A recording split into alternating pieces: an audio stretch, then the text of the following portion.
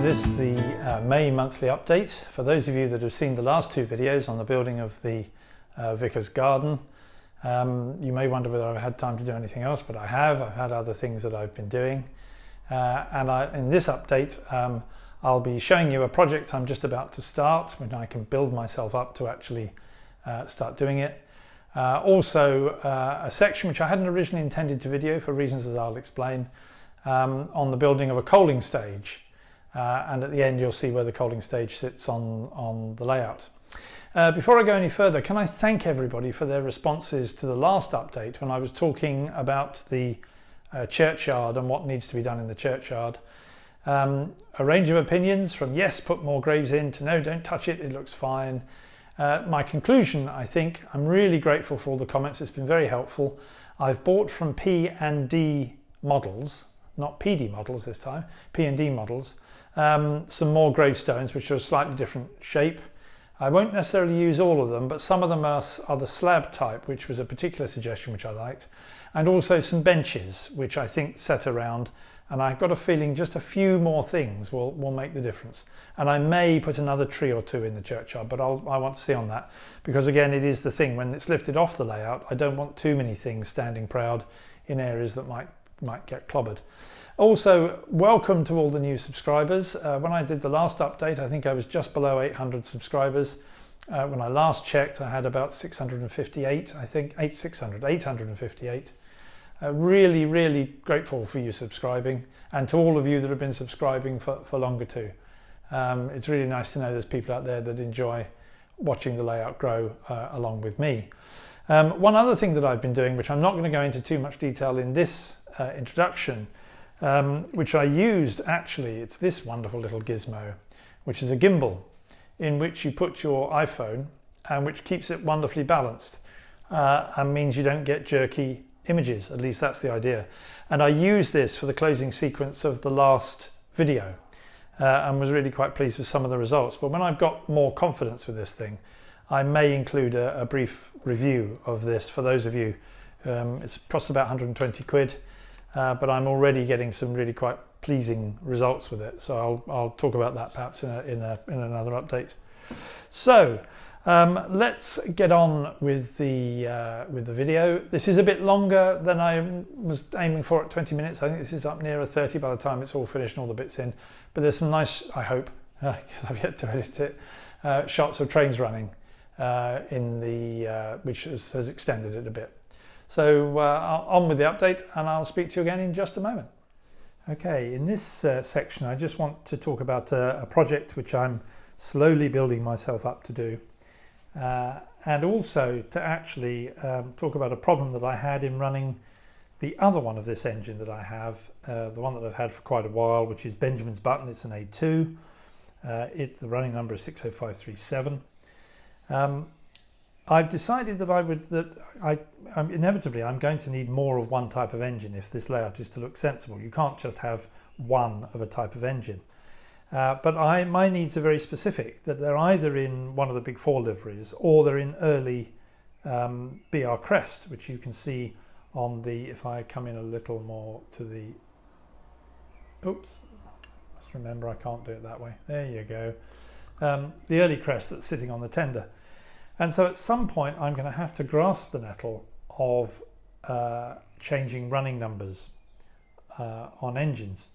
And I saw on the Hatton's website that Benjamin's Button, they're obviously selling them off. Sorry, Bachelor's Button. I always keep calling it Benjamin's Button. Bachelor's Button, they're obviously selling them off. I presume that Farish are stopping making them. But this one was, normally they're down at 94. This one was down to 90. And I thought, well, this is a good place to start, that I'll renumber it to another one of the class of A2s. And I've chosen to renumber it as Blue Peter. Now, for the purists among you, I know that the outside rodding was rather different, and also that it had a double chimney, not a single chimney. I know this because I made a gentle inquiry about how you go about doing renumbering on a forum, and was warned that the change that I intended to make it into Blue Peter required more than just changing the nameplate. That'll do for me for now. My skills are not as advanced to actually start hacking around the body of this engine. So I went to Fox Transfers and I bought firstly a complete set of etched plates for bachelor's buttons, so that my existing bachelor's button wouldn't be outshone by its renumbered sibling. And those I have put on my original engine, and I'll just put a short section of footage in at this point showing the two engines nose to nose, and you can see the I think significant effect that putting a pair of etch plates onto the engine. I've also got the plates which I can bring up to you now for Blue Peter. There's Blue Peter, and you'll see that the plates also provide a running number for the smoke box door, and also a plate to go on the cab side underneath the running number, showing where the locomotive was made. I have also bought, and here they are, the transfers to enable me to change the running number. I think the advice always is to take the whole running number off. If I come into the locomotive now a bit more, to take the whole of the running number off, because it's quite difficult to get transfers which are exactly the same size as the numbers that will be on there already. So at some point I'm going to attack the side of this cab with a bit of T-cut on a end of a Q-tip and gently take that number off.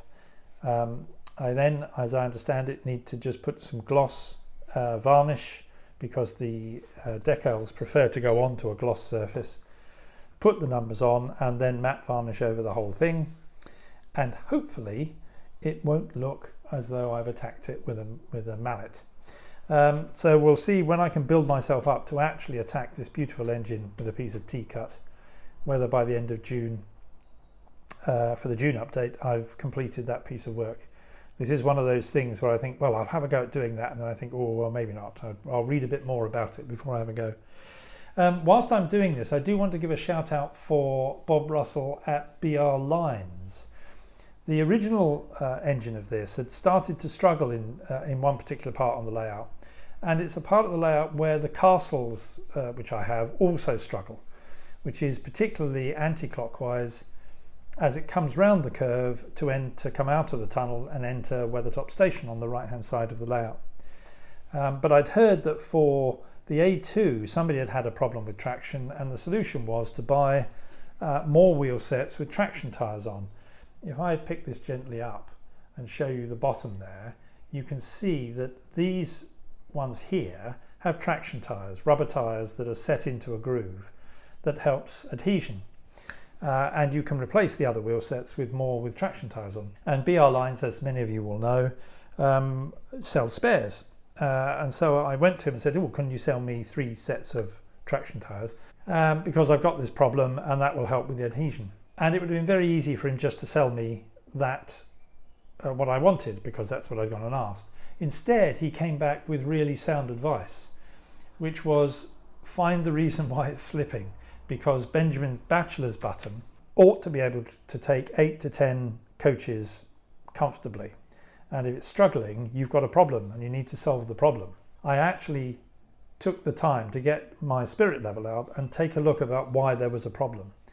And lo and behold, the problem was very simple, that the baseboards, which are all on their own independent feet, at that end of the room, the floor is not level. And so as the engine was coming round a curve, it was also travelling very slightly uphill. And that combination was enough to cause it to struggle and to slip. And so a few wedges under the feet on one end of that, at the right end, has made that level. And now not only does this engine go hurtling round quite happy, but the castles have started pulling 8 coaches where they could only pull 5. And I cannot say more about the quality of the customer service from Bob Russell to actually say, no, you don't want me to sell you these things, you need to go and solve the problem, is just cracking customer service, and I thought I should mention it. So at that point, the next section of the video goes into something which I hadn't originally intended to do, which was the build of a coaling stage. So speak to you again in just a moment.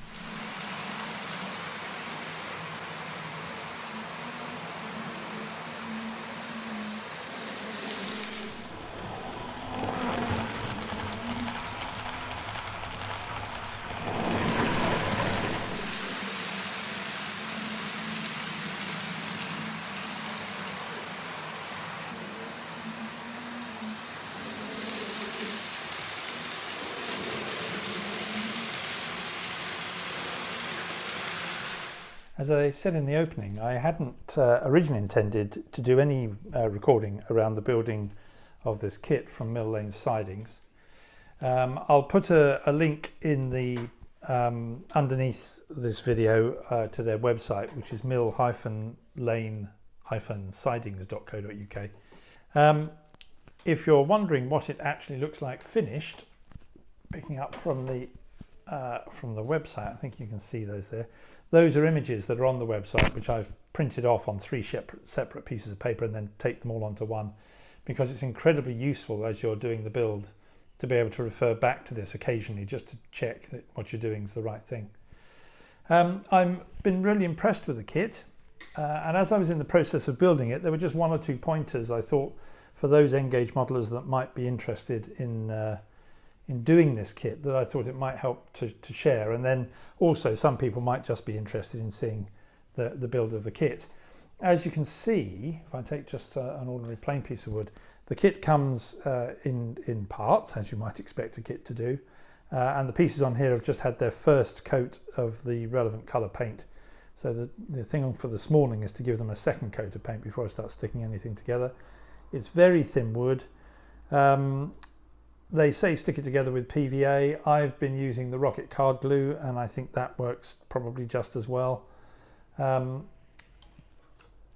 of the wood has a film on the back, which means that there's a stickiness underneath to help sort of affix things. I've found that actually a little daub of glue as well is probably not a bad thing. I'll show you in a moment. A couple of windowsills decided to drop back out again, and they're ever so small. And carpets have a habit of taking them into their heart and never letting them go again. So that took a while to get it back. But the kit has gone together very well. I'm really quite pleased with how things are going on. If I bring you in where I've got to, as you can see, I've built the bottom half, the carcass of the bottom half.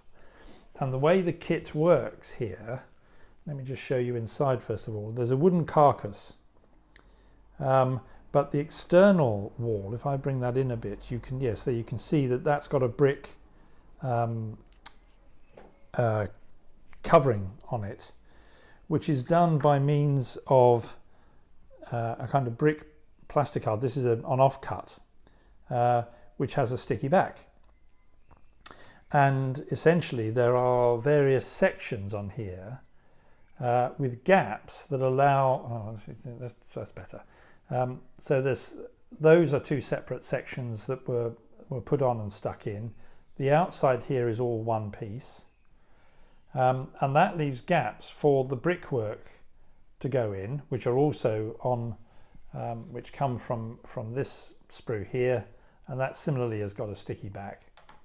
One thing I've realised, and I've deliberately chosen this end because it's one of the first ends I did. I don't know if you can still see, you can just see white showing through. And in the build of this, one of the things I realised, which I corrected on the other end, and I'll show you the difference, is that I would build this by doing all the brickwork parts and leaving these bits and the windowsills and the brick arches until you'd finished the whole of the build here. For one reason, once I put it all together, I needed to give the whole thing a coat of paint for the brickwork to give it an even look, which it now has. Inevitably, being painted on a sheet where all these pieces are separate, one leaves the odd bit of white on edges which show through, and 2 didn't give an even look in the way that the paint had become applied. So you need to do that anyway, and if you've already by that point fitted in all the blue builder's blue bricks, you then have to go over and touch them up where you've done the others. And in fact you can see it on, no, you can't see it on here.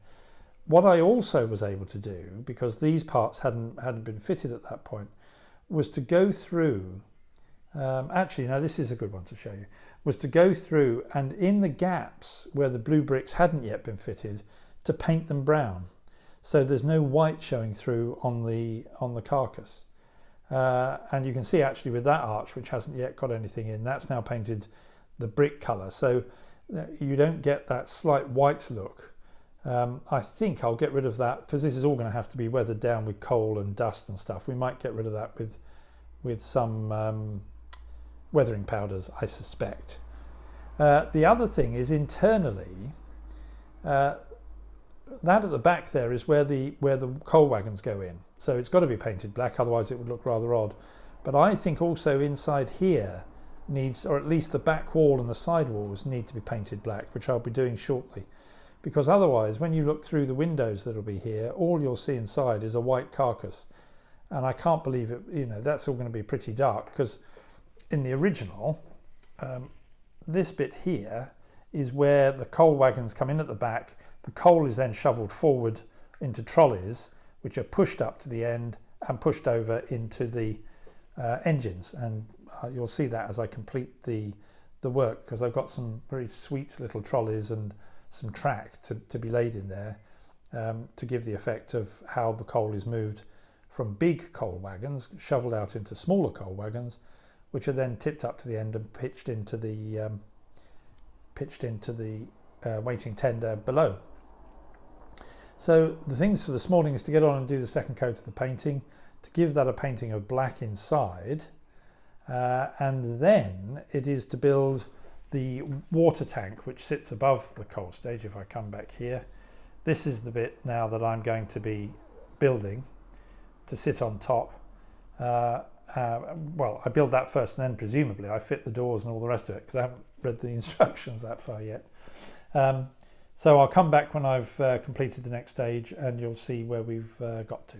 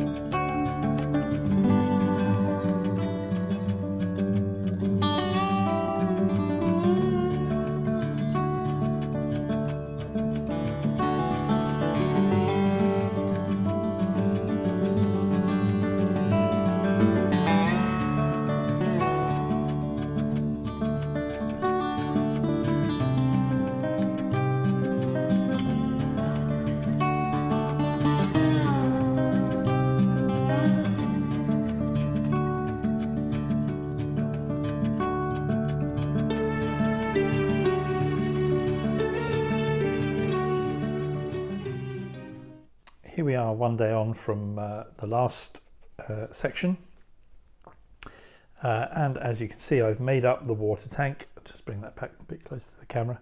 It's just had its very first coat of paint on the aluminium foil, which is obviously corrugated. I probably should have primed that first, but never mind, that coat of paint can be the primer, and it will obviously get more coats of paint until I get a good effect on the roof. This went together very easily, actually, surprisingly easily. If I turn it up, you can get an idea of how it fits together.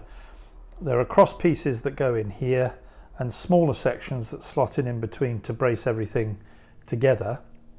And then there's a piece of wood which fits across the top, and you can just about see, if I bring them here, little pins or teeth which this piece of wood sits on. I thought I was going to have the devil's own job, because there must be, 5 by about 25 teeth that had to be aligned up, but it all clicked in beautifully. And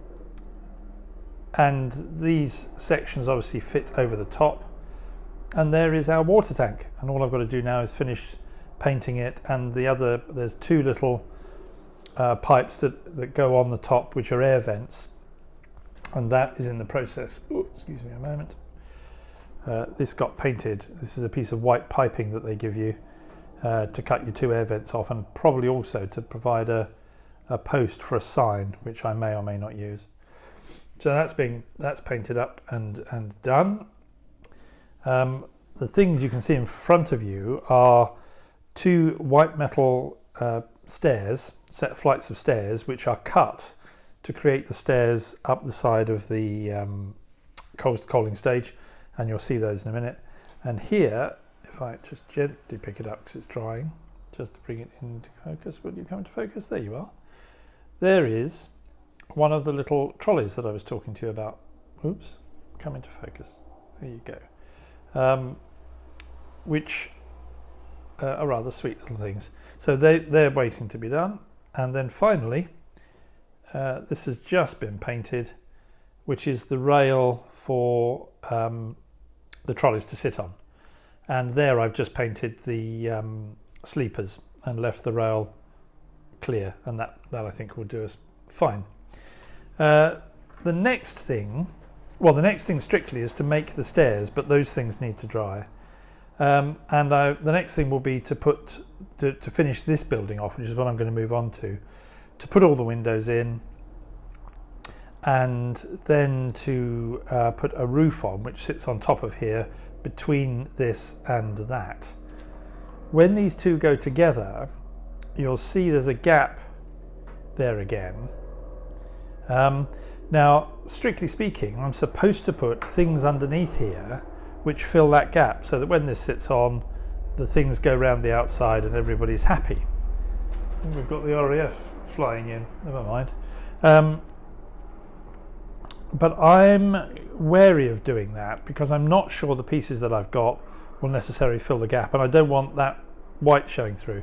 So what I'm going to do is stick everything on and put those ribbons on that go in there as the final thing, and then I think everything I can cut things to what's needed, or paint these in. I may still do that actually, just paint these in brick and then stick the things over the top of it. But I think we're not very far from finishing here. We've got the stairs to do, which go here, and one set of stairs come off here down and another up so that people can walk into the top of the coaling stage. And then, which will be more fun, and that's drying over here, I'll just take it off there. This has got primer on it because this brass did not like enamel paint without primer, so that's just been primed, waiting for its first coat of black. And that folds up into an extended ladder that leads up to the water tank, which would be about the last thing that will need to be done. So what I propose to do now is get on and do all the rest of that, and then come back once I've got this pretty much finished, apart from the etched brass ladder and stage up to the water tank. So I'll see you once I've done all of that. Well, here we are, a day or so on from the last bit that you saw, and indeed I have finished. I'm really pleased with this model. I'm really pleased with the kit. It's gone together well. The stairs here caused me to quail a little when I started to put them together, because they are made up of somewhere in the region of about 30 separate pieces. You think I'm never going to get these to go together, but it's an excellent kit. It really is an excellent kit. And you just do what it tells you to do, which is an odd thing, that really. So this is now the coaling stage finished. If I zoom in a little bit and then just readjust you, excuse me, there you go. I think you can now see in the center the two little coal wagons that are waiting for a train to come up so they can be tipped in, or a locomotive rather, to come up so they can be tipped in. And of course what will happen, zooming you back out again, is that I need to build an incline up here. That's just about an inch, very roughly, for the coal wagons to be taken up into the tunnel. The locomotives did not enter this building, so it was only ever coal wagons that are pushed up into the building. And then a line will come underneath here so that the tender would line up with the bottom of this. And that is what is intended on the layout, and I'll go on to the layout in a moment, put this in position to explain how I'm going to organise things. The etched brass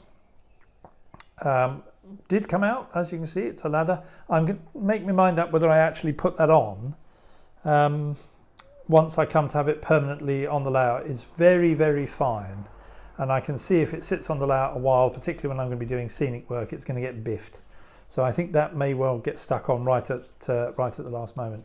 But otherwise, I'm very pleased with this kit, and I think for those of you who are Engage modelers who fancy a bit of GWR infrastructure on your layout, you couldn't go far wrong with this kit. It goes together very well. Good instructions on the whole. One or two places where I had to scratch my head for a bit, but good instructions. So let's get this on the layout so you can see where it's going to be. And that will bring this bit of the monthly update to an end. Well, here we are with the coal stage on the layout. And you can see something which I'd forgotten. You may recall, I think it was in the last monthly update, I was saying I wasn't entirely sure what was going to go down in this area. And I'd entirely forgotten that I was going to build this coaling stage, because that is why the line that you can see travelling up into it comes off a point with the castle just behind, which is a head shunt to allow a small tank engine with a couple of wagons to go into the head shunt and then push them up the incline into the coaling stage. Engines did not enter the coaling stage for obvious reasons. Big smoky engines going in there would probably set light to it. So a line will come off, if I come around slightly to the front, a line will come off of the turntable here, and it will come off and curve round under the bit where the two little trucks are. It doesn't need to be very long, because obviously the engines go onto the turntable, are either turned or go straight on to be coaled and then back and turned, either to go into the sheds or to go and enter duty. So that's pretty much it for the coaling stage. There will also be some engine sheds here eventually, once I've replaced the turntable, because I think, as I've mentioned before, I've bodged it a bit to get it to work. It doesn't work very well, and I'm holding off on Pico bringing out a motorised version, although I may just have to bite the bullet and get somebody else's, but we'll wait and see. So that's the end of this monthly update. Thank you very much for watching. If this is your first time watching one of my videos and you've not subscribed, please do subscribe and hit the bell notification next to the subscribe, because that will tell you when I upload, and it'll be great to have you along. And if you've liked the video, please do press the thumbs up. That all helps, and share it, which helps get the channel noticed. And until I speak to you again for whatever it is I'm next going to be doing, from Elvenhome, bye-bye.